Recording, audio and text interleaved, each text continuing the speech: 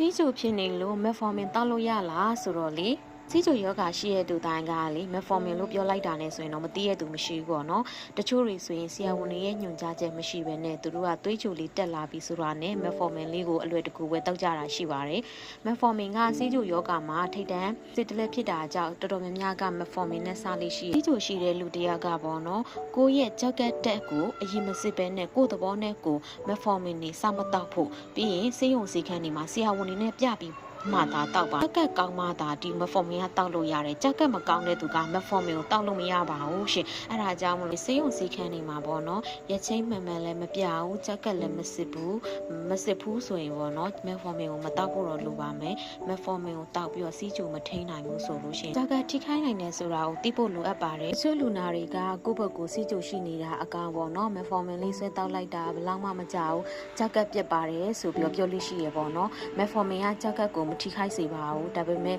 ကြောက်ကက်ကနေတဆင်မက်ဖော်မင်ကိုစီးကနေတဆင်စွန့်ထုတ်ပေးရပါတယ်ဒါကြောင့်ကြောက်ကက်မကောင်းတဲ့အခါမှာခန္ဓာကိုယ်မှာမက်ဖော်မင်တွေပုံလာပါတယ်ဒီကနေဘေးထွက်ဆိုးချိုအနေနဲ့ဒီအက်ဆစ်တွေဒီထဲမှာများလာပြီးတော့လက်တစ်အဆီဒိုစစ်လို့ခေါ်တဲ့နောက်ဆက်တွဲပြဿနာတွေကိုဖြစ်ပေါ်လာစေပါတယ်ဒါကလေတခါတလေအသက်အန္တရာယ်ထိခိုက်တဲ့အထိဒုက္ခဖြစ်စေပါတယ်အဲ့ဒါကြောင့်စီးချိုလူနာတွေကိုဆေးမပေးခင်မက်ဖော်မင်ဆေးမပေးခင်ပေါ့နော်ကြောက်ကက်တက်စစ်တယ်လို့ရချင်းလာပြကြတဲ့အခါလဲကြောက်ကက်တက်စစ်ပေးရဖြစ်ပါတယ်ဒါကြောင့်လူနာတွေအနေနဲ့မိမိကြောက်ကက်ကိုကောင်းမှမသိမကောင်းမှမသိသွေးချိုတက်တိုင်းကိုသဘောနဲ့ကိုမက်ဖော်မင်တွေမတောက်ဖို့လိုပါတယ်ခုလိုကျမရဲ့အတိနဲ့ပေါ့နော်တချို့အကြောင်းအရာတွေလည်းထပ်သိချင်တယ်ဆိုရင်call center ဖြစ်တဲ့ခွန်88ခွန်ကျမရဲ့အခမဲ့စင်တာမှာဖုန်းဆက်ပြီးတော့အချိန်မီမြင်နိုင်ပါတယ်ရှင်ဒါလေးကိုထပ်ဆင့်ပြီးတော့ sharing လုပ်ပေးလိုက်တာပါရှင်